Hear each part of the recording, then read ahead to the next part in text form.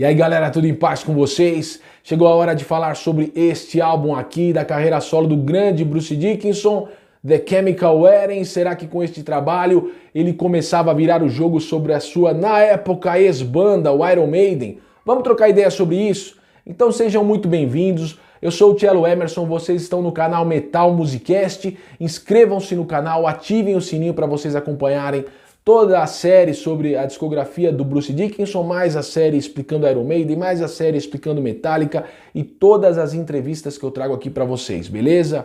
Vamos falar sobre The Chemical Wedding, disco lançado em julho de 1998. Aqui o Bruce Dickinson manteve a formação que gravou o Accident of Birth, Roy Z e Adrian Smith nas guitarras, Ed Casillas no baixo e Dave Ingraham na batera. O time estava ganhando, ele resolveu não mexer, realmente o álbum veio com um peso absurdo. O Bruce Dickinson colocava os dois pés no heavy metal aqui, depois de ter feito as suas aventuras no grunge, no hard rock, no rock alternativo. Vamos trocar ideias sobre alguns detalhes desse disco aqui, começando pelo título. Bruce Dickinson tinha escrito um roteiro para um filme com este nome aqui. E ele sempre disse que achava que era um baita nome para um álbum. Quando o Roy Z começou a compor as primeiras músicas para este trabalho aqui, o Bruce Dickinson achou que estava tudo muito pesado e ele estava curtindo isso. Então ele pensou que precisava trazer também uma temática lírica que tivesse a ver com aquele peso, com aquele jeito muito metal de compor. Então ele trouxe este título e a partir daí, sabendo que esse título tinha a ver com a alquimia, ele passou a desenvolver um tema. O álbum é mais ou menos conceitual em torno da alquimia, especialmente sobre o poeta William Blake. Ele disse que foi numa livraria, encontrou um livro sobre alquimia e tudo que era comum, que continuava durante todo o tempo, mostrava as gravuras, os poemas do William Blake. Ele foi na Tate Gallery, onde estão algumas gravuras do William Blake, e pediu autorização e conseguiu o direito de usar 8 delas aqui na capa e no encarte deste álbum. Então ele está repleto de gravuras que foram feitas originalmente por este poeta, filósofo, ocultista. Esse aqui, curiosamente, se vocês estão vendo por trás das letras aqui, é a capa do álbum do Atomic Rooster, lá de 1970, Death Walks Behind You, é o Nabucodonosor. Aquela história aqui tem a referência no álbum do Iron Maiden, Senjutsu, agora na letra da The Writing on the Wall. Se você está curioso, acesse o vídeo aí que eu fiz sobre isso, você vai saber por quê. Então aqui várias gravuras, esse tema central do álbum, que é a foto da banda, e a capa. A capa se chama The Ghost of a Flea, o fantasma de uma pulga. Esse monstrão aqui, Bruce Dickinson queria causar impacto nessa época. Vejam só que curiosidade, esse disco, como eu disse para vocês, saiu em julho de 98 e já havia sido lançado desde março o Virtual Eleven do Iron Maiden. Aliás, Bruce Dickinson compôs com o Roy Z e com o Adrian Smith as músicas desse aqui de janeiro a junho. Então ele já conhecia este aqui enquanto compunha este. E o disco veio muito pesado mesmo. Quando eu ouvi a primeira vez, eu fiquei pensando como que os caras conseguiram todo aquele peso da guitarra. Já na primeira música, quando começa a música King in Crimson, que abre o álbum, você vê um peso assim absurdo. Parece que o som toma o ambiente e você fica imaginando como os caras conseguiram gravar aquilo. Eu fui pesquisar e eu soube que o Roy Z fez algumas experimentações na guitarra. Ele pegou e quase que inventou uma nova guitarra. O que ele fez? Ele pegou a corda Ré de um baixo, corda Ré, e colocou na Mi, no lugar da Mi da guitarra. Afinou essa corda e passou a usar ela de padrão para afinação de todas as demais. Isso ficou com um peso absurdo. Eu não sou guitarrista, sou estudante de guitarra, mas não entendo nada. Você que entende, você que é guitarrista, comente aí embaixo, me diga o que vocês acham disso, se isso é possível, em que medida isso é possível. Bruce Dickinson comentou em entrevistas da época que era difícil para o Adrian Smith e para o Roy Z tocarem essa guitarra com essa corda e com essa afinação. Eles tiveram que ensaiar um pouco, diz que até machucava as mãos e tal, mas realmente os caras conseguiram um peso absurdo aqui. A gente vê, então, vamos falar aqui faixa a faixa, e aí a gente vai comentando as letras e esse conceito que está por trás do álbum, dessas figuras todas aí, do William Blake, da alquimia, do ocultismo. A primeira faixa, ela já traz um tema bastante sombrio. Ela fala sobre Satanás, nada mais, nada menos. Quando saiu essa música, King in Crimson, algumas pessoas pensaram que o Bruce Dickinson tinha feito uma homenagem à banda de rock progressivo, que tem um nome parecido, King Crimson, e que tem um disco que o Bruce Dickinson ama demais, que é o In the Court of King Crimson. E o repórter perguntou para ele, e ele respondeu com outra pergunta, ele disse, e de onde você acha que a banda tirou essa ideia? Então ele começa a explicar.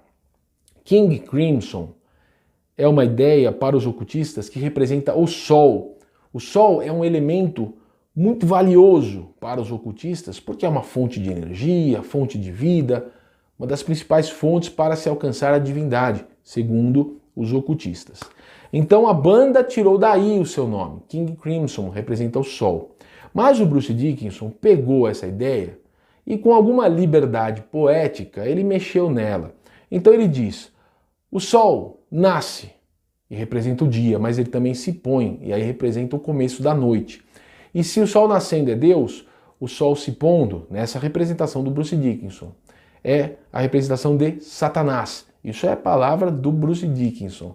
Então ele diz que ali ele representou o Sol se pondo e o rei em carmesim, o King em crimson, é Satanás chegando. E você pega a letra, você vê que realmente é uma visita do dono da pensão, lá onde cheira enxofre, onde não para de arder o fogo. Se você ler bem a letra, na época teve gente que dizia que o Bruce Dickinson estava narrando um ritual, uma evocação de um demônio. A gente sabe que entre os ocultistas, os satanistas, a maior moral é receber a visita do próprio dono da pensão, do capirotão ali, né? Eles sempre tentam evocar demônios de várias categorias, de várias esferas, no plano astral, as potestades e tal, mas a honra de receber o chefe de todos é dada para muito poucos. E na época, eu me lembro de alguém ter dito que aqui era uma evocação e que o capiroto-chefe chegava ali para o Bruce Dickinson. Mas eu creio que, na verdade, o que o Bruce Dickinson fez aqui foi relatar o universo psíquico, mental do William Blake. Ele era um cara que conseguia ver coisas do mundo sobrenatural. Alguns neurocientistas, talvez, vão dizer que ele tinha uma esquizofrenia num grau máximo. As pessoas ligadas a seitas e religiões vão dizer que ele tinha mediunidade, paranormalidade, extrasensorialidade, esse tipo de coisa. O fato é que ele dizia que via entidades espirituais, entidades de dimensões metafísicas, dizia que eram anjos, demônios, e escrevia sobre isso e pintava sobre isso, né? Retratava as entidades que ele dizia ver. E creio que aqui a letra do Bruce Dickinson traz essa maneira um tanto quanto perturbada do William Blake de transitar entre dois mundos sensoriais, né? Então ele está demonstrando aqui, está escrevendo aqui que Satanás chegou, né? Satanás está ali, na frente da pessoa. Black Sabbath já tinha feito isso na música que leva o título do primeiro álbum, que é o nome da própria banda. Isso não é tão absurdo. Metallica também fez na Jump in the Fire. Não é tão absurdo, né? A gente sabe que no heavy metal há diversas bandas que exploram isso. Mas aqui o Bruce Dickinson dobrou a aposta, foi um pouco mais a fundo e fez a The Number of the Beast parecer uma história em quadrinhos infantil, né? Ele foi bem fundo na questão do ocultismo em todo o disco. A faixa é um peso absurdo, musicalmente falando.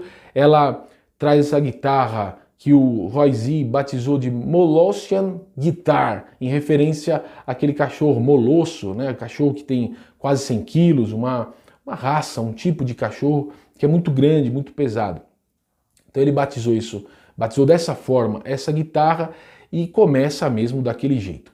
No vídeo da Accident of Birth, do álbum anterior do Bruce Dickinson, eu já havia comentado que a influência de stoner rock era um pouco aparente ali. Estava ainda um pouco misturada com metal clássico e tal, mas já começava a aparecer. Aqui os caras não tiveram nenhum receio de mostrar que estavam altamente influenciados pelo stoner rock. Creio que era uma influência muito grande do Roy Z e seus dois parceiros de banda ali, o batera e o baixista, e eles trouxeram isso. Ele começou a compor e mostrar para o Bruce Dickinson. O Bruce Dickinson deu carta branca para ele, falou, vai em cima disso mesmo, vai em frente nesse estilo. Ficou muito pesado. É o que eu falo para vocês, a principal referência que eu tenho aqui é a banda Kyuss, né? Parece às vezes, pessoal, uma banda, parece, tá? Que é pouco falada, mas se chama Sir Lord Baltimore. Me lembra alguma coisa disso. Mas enfim, também é uma banda referência para o stoner. Uma banda antiga, mas referência para o stoner até mais recente. E o Bruce Dickinson foi nessa pegada e realmente o primeiro som aqui já parece que vai tremer o chão, tremer a parede. Depois vem a faixa The Chemical Wedding, que tem aquele refrão muito comercial. Essa faixa foi composta no final da produção do disco. Eles já tinham praticamente o disco fechado, já iam encerrar tudo aquilo. O Bruce Dickinson avaliou, achou que faltava uma música tema, uma música central para o álbum. Então ele se sentou ali por 2, 3 dias com o Roy Z, eles compuseram The Chemical Wedding, que realmente tem um refrão sensacional. Ficou muito marcado esse refrão na época, no fim dos anos 90. É um jeitão do Bruce Dickinson de cantar no Iron Maiden também. Estou falando do refrão, da voz. E realmente destacou o álbum, levou o álbum a um nível comercial muito maior. Essa música tocou bastante na rádio na época. No show que ele fez aqui, foi muito ovacionada. Se vocês pegarem a gravação do Scream for Me Brasil, vocês vão perceber isso. E ele continua então com The Tower. The Tower é uma música também de extremo bom gosto aqui em tudo que eles escolheram, de um altíssimo nível, mantém a pegada do disco ali em cima e tem um tema muito interessante de se conhecer em termos de letra. The Tower faz referência à carta de tarô, a torre, né? Bruce Dickinson colocou até outras figuras do tarô na letra. Ele disse que já tinha usado carta de tarô como tema na Revelations do Iron Maiden, aqui ele volta a usar. E ele fala em algum momento que The Hangman Laughs, alguma coisa assim, o enforcado sorri. Então ele explica que na carta do enforcado do tarô, o sujeito está ali tendo o fim da sua vida, mas está dando uma risada. Por quê? Porque ele guarda algum segredo de satisfação, ou seja, ele está dizendo, vocês me vencem, mas eu ainda estou tranquilo no que eu estou fazendo. Vocês entendem isso? Isso para mim é muito o que o Bruce Dickinson queria expressar ali naquele momento de muito conflito, em que ele já estava sendo sondado para voltar para o Iron Maiden, ali nos corredores dos mundos empresariais. Ele sabia que ele tinha essa chance, já tinha saído outro álbum do Iron Maiden, ele sabia que a coisa não ia caminhar muito bem aqui, por mais que ele negue em entrevistas, sabia, o empresário do Iron Maiden era o empresário dele, certamente eles conversavam alguma coisa a respeito, e o Bruce Dickinson tinha esse conflito em manter a carreira solo, que ele via que até começava a tomar um rumo melhor ali dentro do metal, depois das suas experimentações fora desse estilo, mas ela não emplacava grandes vendas. Esse álbum não vendeu bem, por incrível que pareça, também não vendeu bem. Foi muito aclamado pelos fãs do Iron Maiden, de metal, do Bruce Dickinson, beleza, mas não vendeu bem. A crítica aplaudiu, mas não vendeu bem. E quando ele saiu para fazer as turnês, continuou tocando para 500 pessoas, 1000 pessoas, fazia um show para 1.500 pessoas, ótimo, que show ótimo, tal.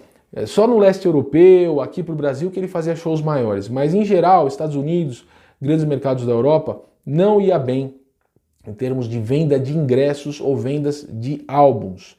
Então isso balançava o Bruce Dickinson.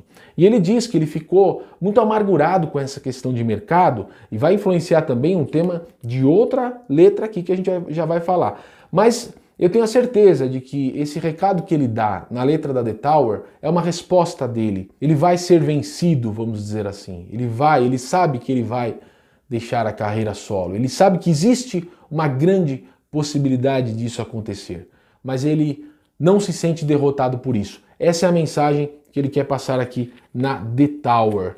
E é uma música que traz, curiosamente, um começo muito parecido com a música do Iron, com a Rothschild. Muito parecido. No baixo, na batera, tem uma levada de batera, um groove sensacional. É uma grande música aqui. Depois vem Killing Floor, mais uma vez, ele fala Satan, Satan, ele fala bastante. Parece letra de banda de black metal aqui. Baita de um rock pesado, calcado em Led Zeppelin. Na minha visão aqui, ele se baseou no melhor do classic rock inglês, ali de Purple, Led, sempre com esse peso das guitarras, da produção muito boa do Roy Z. Como eu digo, Roy Z foi uma das melhores pessoas, se não a melhor, que apareceu na carreira solo do Bruce Dickinson, conseguiu resgatá-lo para o metal de uma maneira muito digna e competente. Uma pena que ele tenha ficado em segundo plano, até na divulgação na época. Ele não aparecia em algumas fotos, aparecia o Bruce Dickinson e o Adrian Smith. Isso talvez devia irritar também o Bruce Dickinson, porque ele via que o mercado, os fãs, pediam só os dois caras do Iron Maiden nas fotos, sendo que o Roy Z tinha trabalhado muito. O Bruce Dickinson disse que ele e o Roy Z compuseram 80% do disco. O Adrian Smith compôs riffs, alguns riffs, trabalhou em algum arranjo aqui e ali para trazer algumas coisas que facilitassem a sua vida como guitarrista. Claro que compôs seus solos, mas quem quebrou pedra aqui, quem carregou o piano foi o Roy Z. The Book of Tell é a letra baseada num poema de William Blake. E aqui é interessante a gente falar sobre a outra música, Gates of Urizen. O que quer dizer esse nome, Urizen? Tem uma mitologia criada em torno das ideias do William Blake, que ele mesmo desenvolveu, com dois personagens, são dois irmãos, o Urizen e o Los. O Los, se você colocar ao contrário, é sol, né? Em português, em espanhol, é sol. O Urizen é uma junção das palavras seu, razão, como se fosse algo assim ancestral de falar sua razão. São dois personagens. O Los, ele é quente, ele tem a cabeça mergulhada no fogo, ele é criativo, ele é mais libidinoso, ele tem toda aquela criatividade, ele reinventa o inferno, ele está no inferno, né? Ele reinventa o inferno constantemente, é a criatividade. E o Urizen é a razão, né? A sua razão, é o pensamento reflexivo, lógico, a frieza do raciocínio lógico, e ele está acorrentado num lugar muito gelado, com uma espessa barba branca, longa, e os dois sofrem, né? Um sofre porque é muito lógico e o outro sofre porque é muito criativo. E o Bruce Dickinson disse numa entrevista da época que essa representação do psíquico do William Blake representava muito o estado psicológico do Bruce Dickinson também. Isso são palavras dele mesmo, em entrevistas da época. Então ele tinha toda essa criatividade, essa liberdade que ele queria ter na carreira solo, mas tinha que pensar de acordo com o mercado, com a expectativa dos fãs, com a realidade da indústria da música, do entretenimento, e isso era a parte fria, gelada, calculista da coisa. Então aqui nessa Gates of Urizen, ele traz toda essa viagem e esse conflito psicológico dele. Jerusalém, vou falar portuguesado, é um poema também do William Blake, que foi pouco modificado pelo Bruce Dickinson, tem algumas adaptações aqui, mas 90% é o poema. É um poema que é comum, é muito tradicional lá na Inglaterra. Há quem diga até que é o segundo hino, o hino de fato ali da Inglaterra, um segundo hino nacional. E traz essa ideia. O William Blake achava assim, os seres humanos têm parte do divino, né? Como a própria Bíblia diz, são feitos à imagem e semelhança de Deus. Mas muitas teologias, segundo William Blake, dizem que a pessoa só vai ter a plenitude e a junção com o divino quando acabar a vida, né? Numa vida posterior, que é a Jerusalém glorificada das teologias.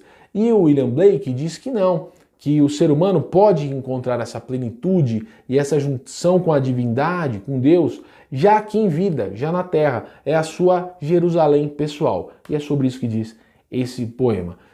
Trumpets of Jericho, Bruce Dickinson tocou ao vivo, tocou no Scream for Me Brasil, pesada, muito boa, faz referência bíblica também ao livro de Josué, em que os hebreus vão invadir Jericó e cercam a cidade e dão 7 voltas, batendo os pés, e quando no 7º dia tocam as trombetas, as muralhas de Jericó caem. É um conceito já usado de uma maneira mais simples pelo Helloween, no seu primeiro álbum completo, e aqui o Bruce Dickinson retoma mais uma vez no heavy metal esse tema no álbum The Chemical Wedding.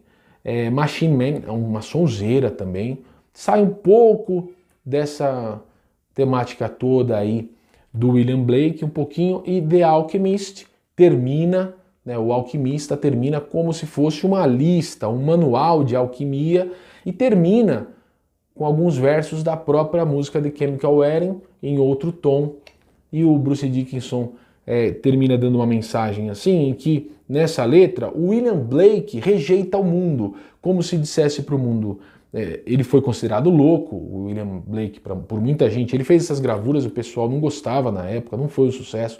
Ele dizia, não, o pessoal dizia coisa feia, coisa fora de moda, não gostava. O pessoal rejeitou, morreu pobre, não teve sucesso comercial, e ele, como se dissesse assim, se ele terminasse como um ermitão, um cara isolado, misantropo, e rejeitasse o mundo, dissesse, olha, se vocês não querem me entender, nem me recompensar pela minha arte, pela minha filosofia, o problema é de vocês, vocês que se danem.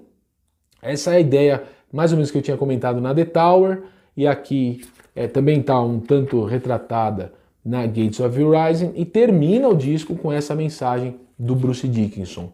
Eu creio aqui que ele já sabia que as conversas para o retorno ao Iron Maiden já estavam bastante adiantadas, nós estamos falando de 98, já tinha saído esse disco no começo do ano, esse saiu no meio do ano.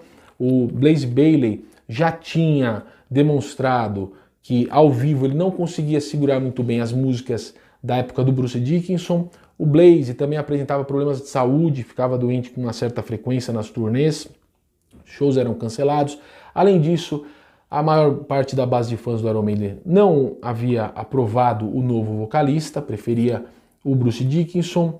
Tinha saído este disco aqui com 8 músicas apenas, o que houve até na época uma conversa de que algumas delas eram sobras do The X Factor, ou seja, o Iron Maiden não estava num momento muito produtivo, muito inspirado. Também muito criticado esse disco. Eu gosto só de 4 faixas aqui, eu gosto de metade dele, não gosto de outras 4, né? Eu gosto da Future Real, eu gosto da The Clansman, óbvio, acho que todos os fãs do Iron Maiden curtem. Eu gosto muito da When Two Worlds Collide e gosto da Lightning Strikes Twice, tá bom? E eu não acho muito ruins The Educated Fool, Don't Look in the Eyes of a Stranger, horrível. Como Estais Amigos, não gosto também. E The Angel and the Gambler, acho uma das músicas mais chatas que o Iron Maiden lançou.